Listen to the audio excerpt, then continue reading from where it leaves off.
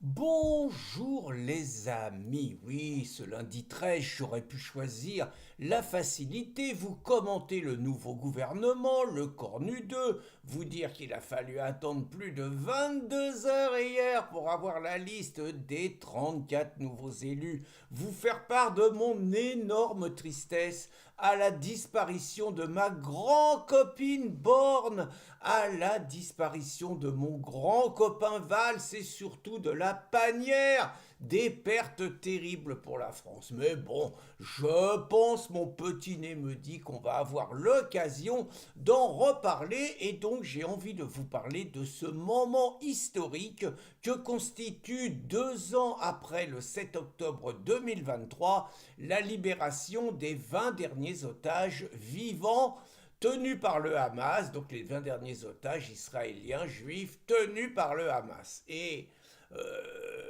bien évidemment que tout cela, c'est le résultat non pas des manifestations Israël assassin, génocide, crime de guerre organisés par Jean-Luc Mélenchon et tous les insoumis, c'est pas le résultat des 3 flottilles, c'est pas le résultat de tous les propos qui frisent l'antisémitisme tenus par la gauche et par la palestinisation de la France, c'est le résultat d'une politique ferme menée par Netanyahou avec l'accord de Trump et sans la victoire de Donald Trump au présidentiel, nous n'aurions pas aujourd'hui eu l'opération Gaza, la volonté de détruire le Hamas, qui est une nécessité à la paix, et la remise des derniers otages vivants. On ne sait pas dans quel état on va les trouver par ailleurs, par rapport à tous ceux qui sont morts. Et par rapport aux otages, l'indécence quand même de tous les Yéménais,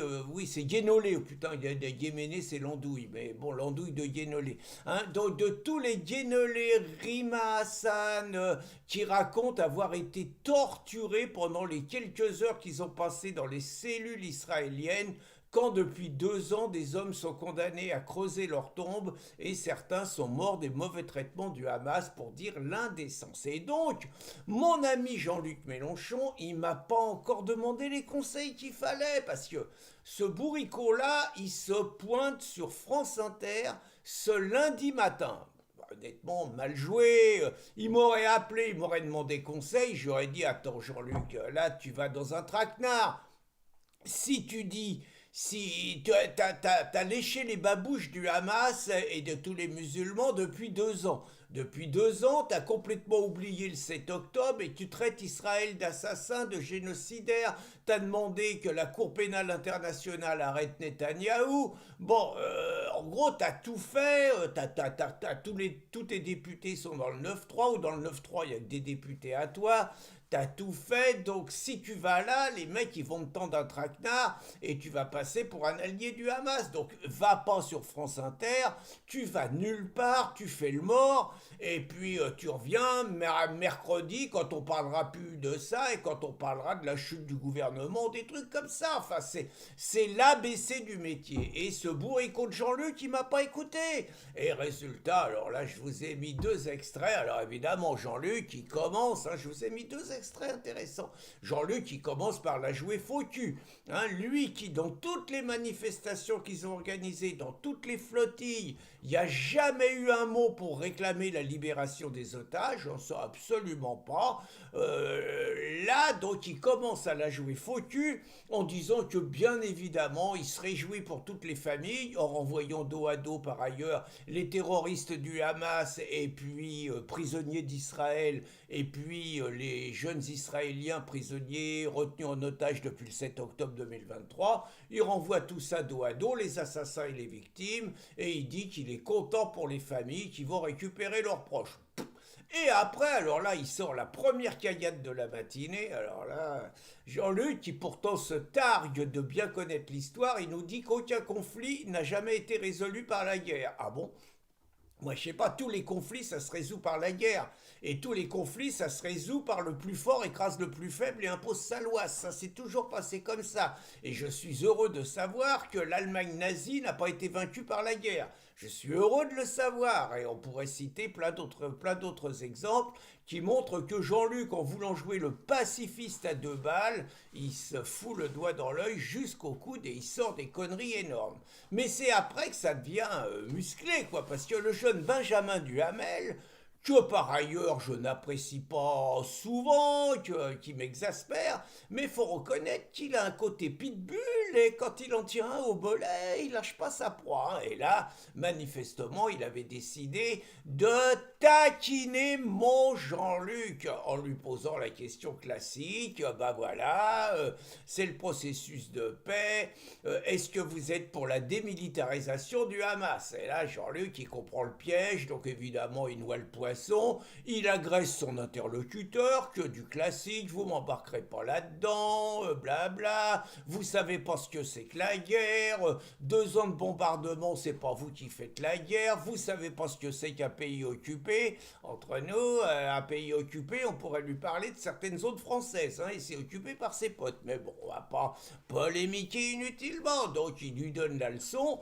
mais il finit par refuser de dire qu'il est pour la démilitarisation du Hamas. Donc Duhamel insiste 2 fois, et au bout de la 2e fois, Mélenchon dit que le droit international autorise le Hamas à prendre les armes pour lutter à partir du moment où c'est un territoire occupé, bah pour se défendre, autrement dit, il légitimise le Hamas, son armement, tout ça pour sauver, naturellement, pour sauver ses voix et espérer être élu un jour à l'Élysée avec les voix de la diversité, ce qu'il appelle la Nouvelle-France. Mais entre nous, l'argument qu'il dit qu'on a le droit de prendre les armes dans un territoire occupé, ça pourrait être utilisé dans d'autres situations en France, hein.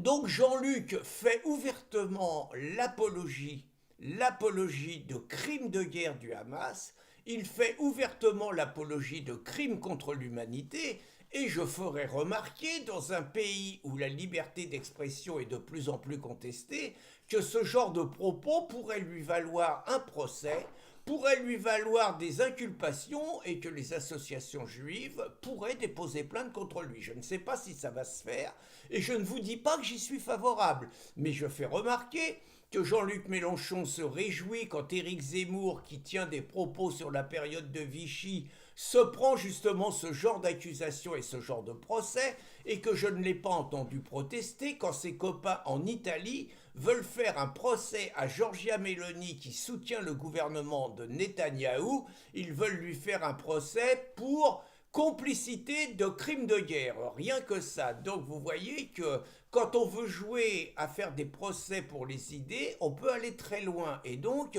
Jean-Luc Mélenchon pourrait se retrouver devant les tribunaux, ce qui, dans une période électorale où il est un tout petit peu tenu lui aussi par la célèbre perquisition de 2018, qu'étonnamment le régime ne sort pas quand il s'en sert pour s'acharner contre Marine Le Pen.